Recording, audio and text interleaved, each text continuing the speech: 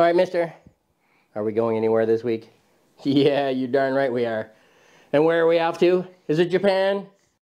One ticket to Tokyo, please. Huh? Is it Germany?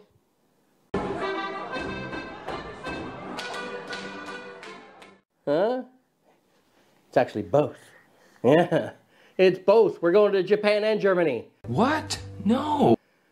But in this case, it's Germany. And what is it? It's West Germany. Carl Zeiss. Right? Carl Zeiss, West Germany. But this was also made in Japan, too. But we'll talk about that in a minute. Is it any good? Huh? Yeah, I think it's pretty good, right? So let's find out how good. So grab yourself something to eat or drink. Get yourself comfortable. Let's get it on. Here I am, Vietnam. Rain is always coming down. This is Camera Talk with Dr. Scott and his little co-host Dylan. That's right, Dylan and I back for another episode of Camera Talk. What are we talking about this week, buddy? Well, we're taking a trip down memory lane to Carl Zeiss.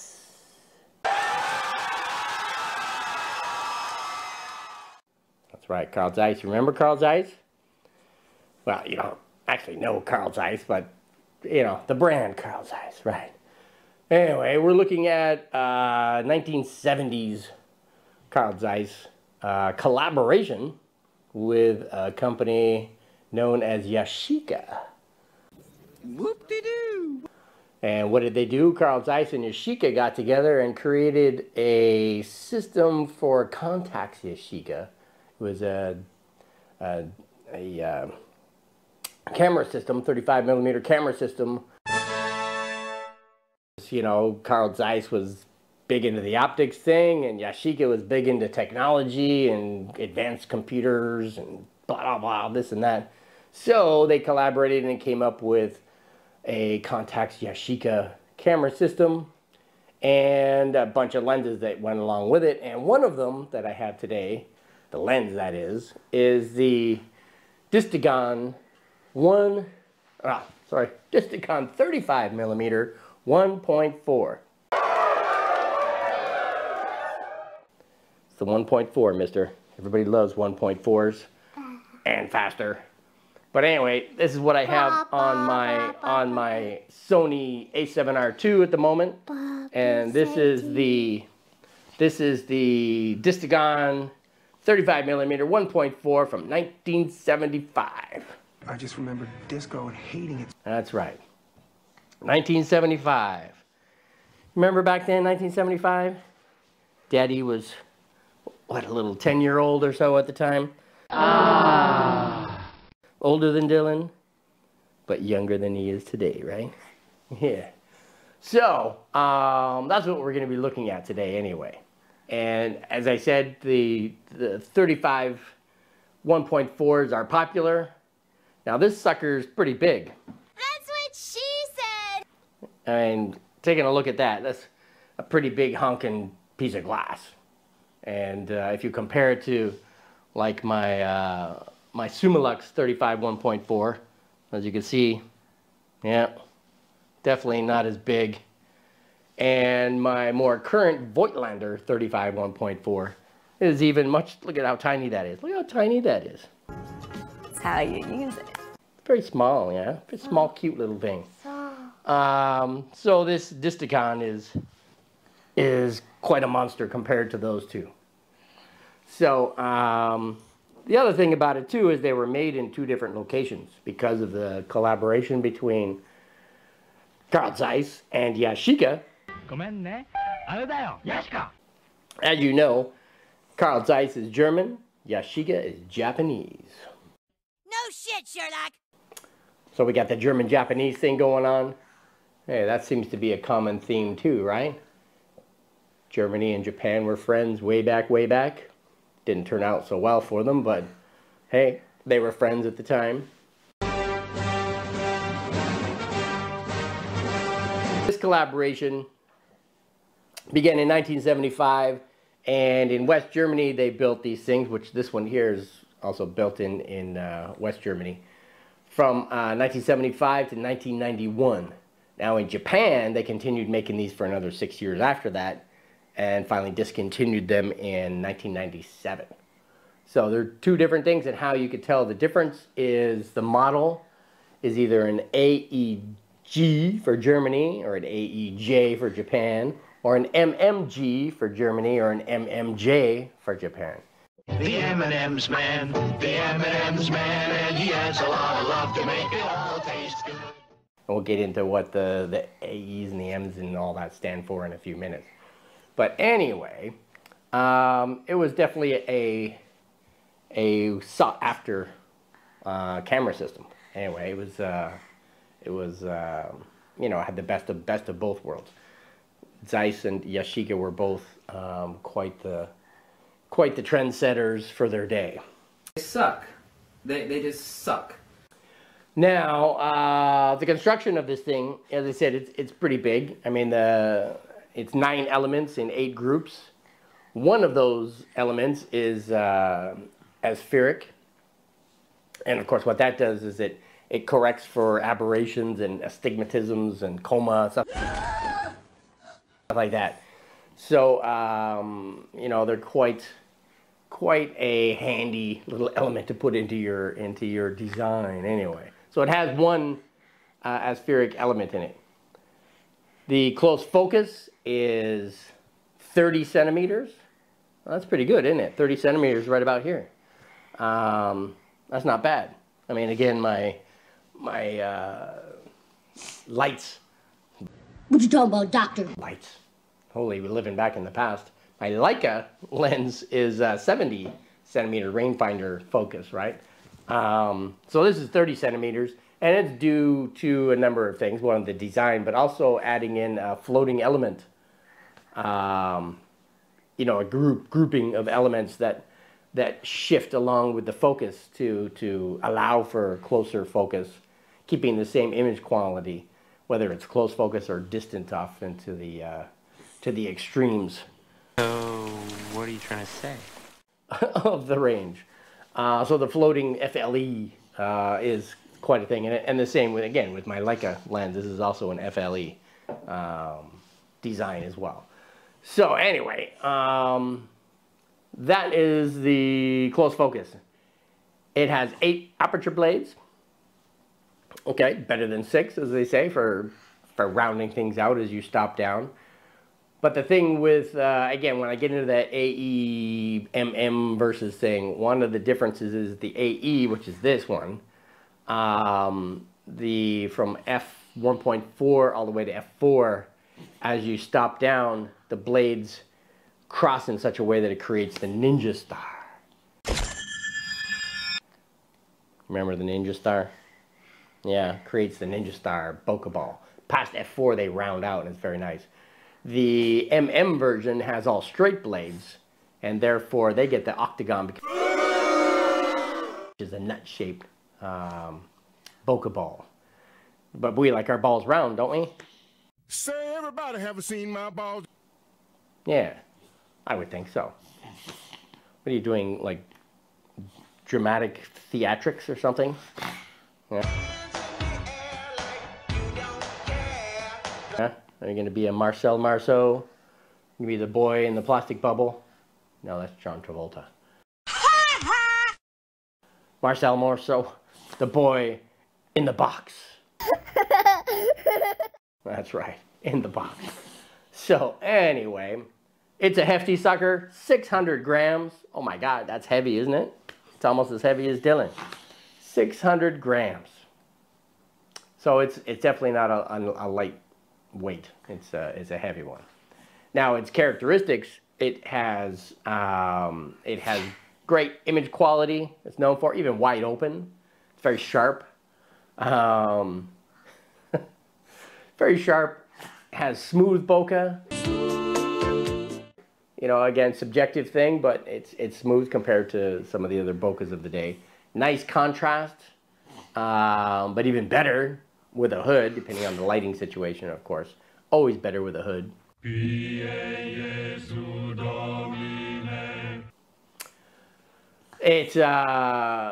because that sharp wide open thing is center focused wide open, but as you stop down, getting to about f4, again, just like the Ninja Star thing, f4 is where it becomes sharp corner to corner.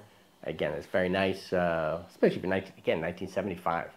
You know, it's got great image quality. Some of the cons to it, maybe the weight. Again, 600. You don't want to be carrying this around with you all day, every day. Wafting. Oh, everyone likes their own brand, don't they? This is magic. But taking shots as I do, like my little shot of Dylan, it's no big deal at all. It's expensive. I mean, it's over $1,000 to buy this thing now. Get the fuck out of here. So it's a little on the pricey side, or somewhere around $1,000 anyway. The Ninja Star bokeh ball could be considered a con. Some people don't mind them. I'd rather have my balls round as well. But again, octagon is something, again, nut shaped. People may not like that either. So yeah, it all depends. It's very subjective. Now, as I said, there was 4 versions, right? Version, not virgins. You must tie her down on a bed and spank her. We had 2 AEs and 2 MMs. And when we say 2, it's because some were made in West Germany, or Germany today. Some were made in Japan, right? So the AE stands for auto exposure. And the MM stands for multi-mode. Now that auto exposure is dealing towards aperture, right? Aperture priority. The MM is more for shutter priority or program priority. You know, that was all new in the day as that happened. And how you can tell the difference is physically on the aperture settings. You know, this goes from 1.4 to f16. The later versions go to f22. But anyway, the extreme aperture setting, whether it's 16 or 22, is painted green. That's how you can tell the MM apart from the AE. Optically, they're exactly the same, but of course, as coatings go, you know, it's a T-star coating from Zeiss. As we know, that's an ancient, you know, thing that Zeiss has been claiming. Their claim to fame forever is the T-star coating. And it's great, you know, obviously the T-star, you know, takes care of flaring and... Okay, and you're welcome. Ghosting and... all this kind of stuff. But overall, you know, as improvements happened throughout the range, I mean, from 1975 to 1997, you know, 20 years. Why I hate math. Plus. And I'm sure there were probably some coding improvements along the way that, you know, they're not going to advertise, but it happens, you know. Whatever. This is that.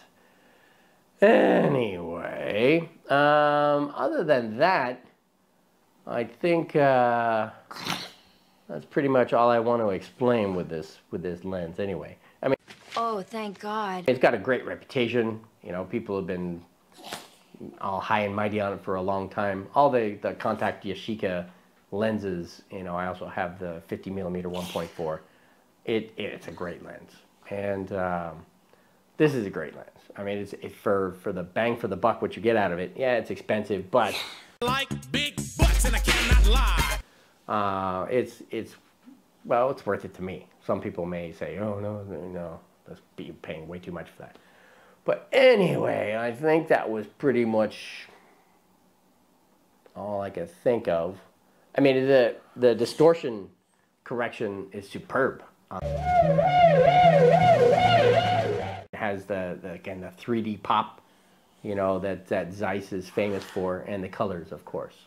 The Yashica color science and the Zeiss science and all that together makes for a great one. All right, so let's get you a shot of the. I always use my Canon M50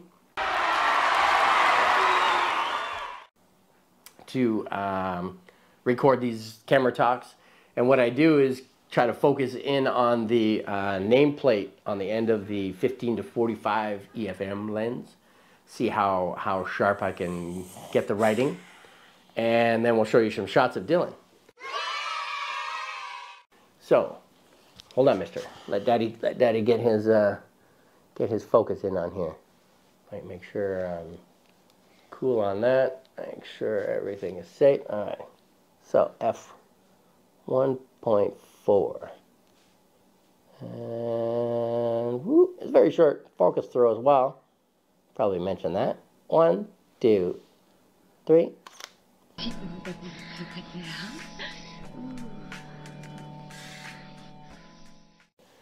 Yeah, very short focus throw. Easy to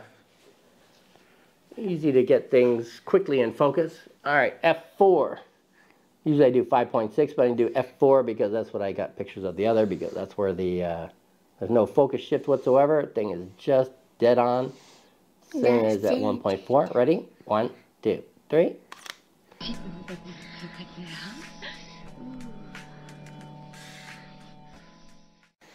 All right, so that was 1.4 and f4.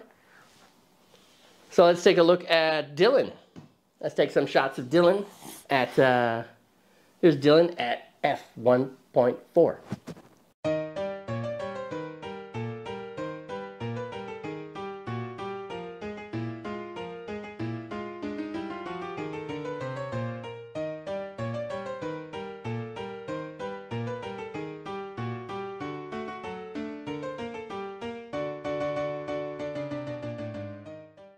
What do you think? Dylan look good there? Dylan a handsome little man? As you can see, again, if you missed the last video, Dylan's got his cast off. He broke his wrist. Well, the bone right here. Well, he didn't break it. Some scumbag little kid. Why is your problem? Pushed him from behind when they were running, and he took a tumble and fell awkwardly, and that was the end of that. Snap, and away we went. So he wore a cast for about a month or so, and now he's all free and feeling his oats. Anyway, so that was 1.4. How about Dylan at f4? Here's Dylan at f4.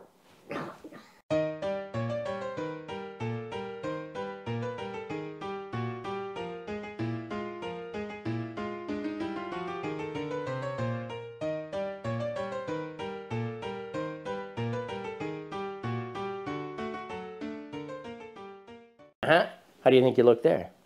Look good? Eh? Dylan look good? Yeah.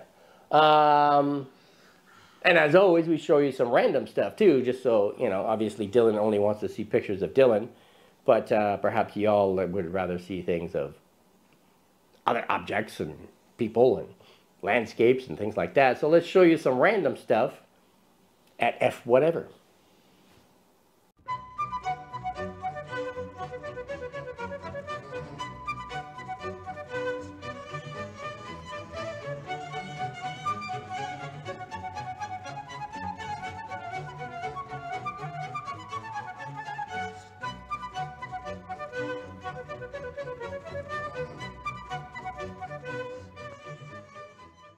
All right, so that was your random shot. So you had Dylan at f1.4, Dylan at f4, random stuff at f whatever.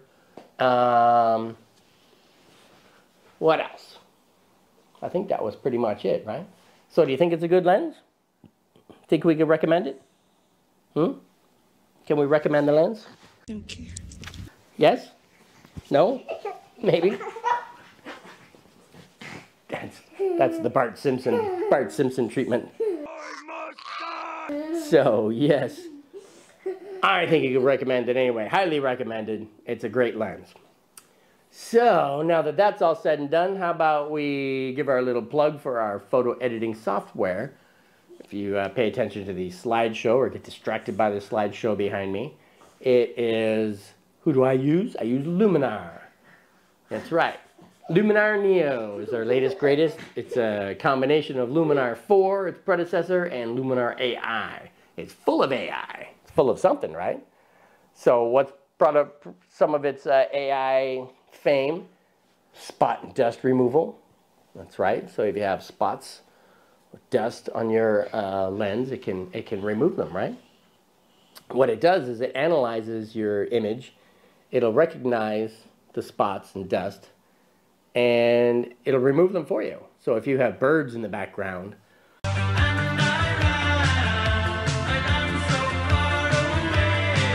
no, like an actual flock of seagulls, it can recognize those versus the spots or dust and leave them alone and get rid of the dust for you.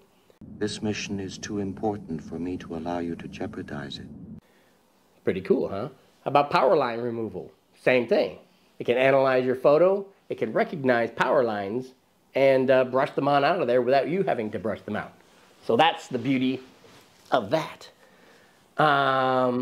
It has background removal. It has sky replacement. It has masking AI. It has Dylan removal. That's right, Dylan removal. We'd like to get you out of the scene as soon as possible. And so on and so on. It's full of all kinds of cool stuff. The other thing too, it's made by a company called Skylum, who's in Ukraine. Everybody knows what's going on in Ukraine at the moment.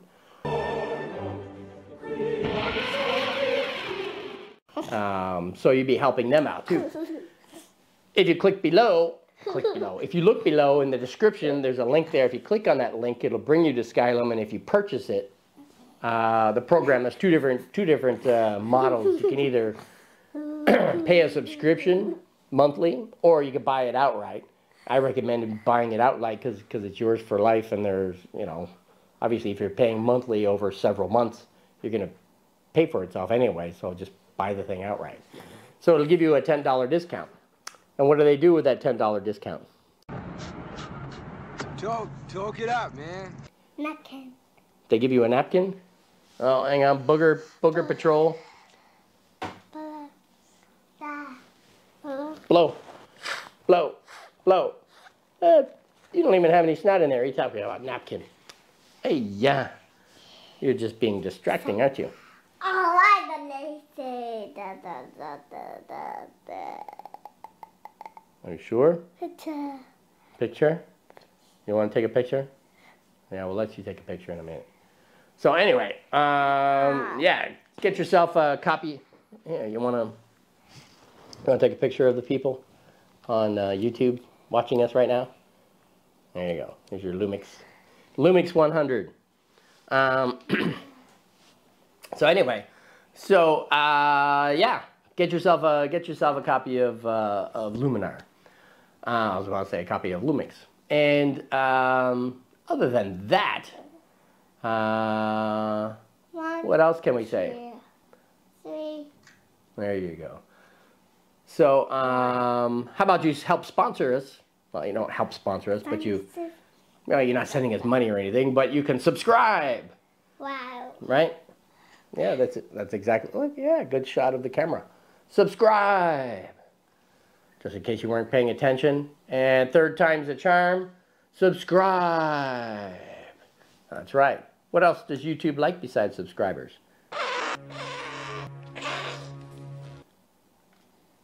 What are you doing? Easy, mister. Don't be messing that up. Now you're zooming in on everything. They like the thumbs up. Hey, if you give us a thumbs up, we'll give you a sample of the Thumbs Up Girls. Dylan's favorite. Are you ready? Gonna sing with me? Thumbs up. Do do do do do do do do do do do do. Thumbs up.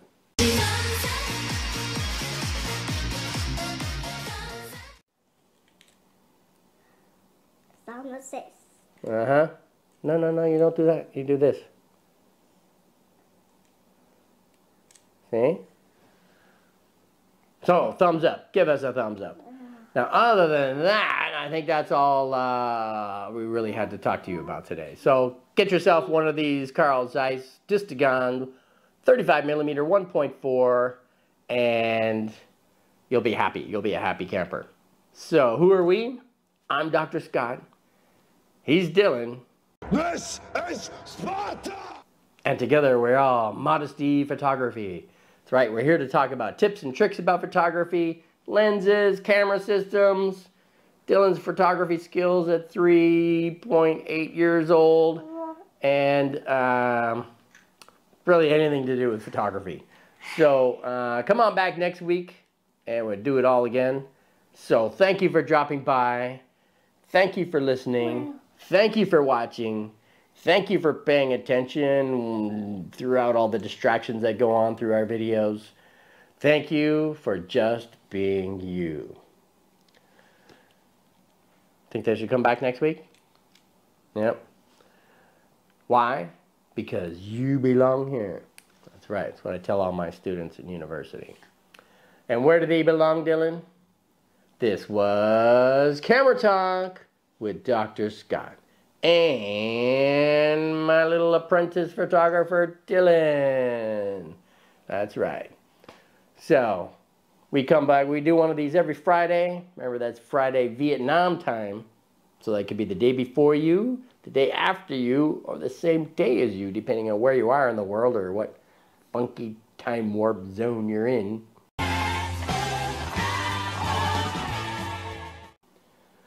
Other than that, we'll see you next Friday. All right? Take care. Are you ready to say bye-bye? Bye. Bye-bye. Here I am, Vietnam.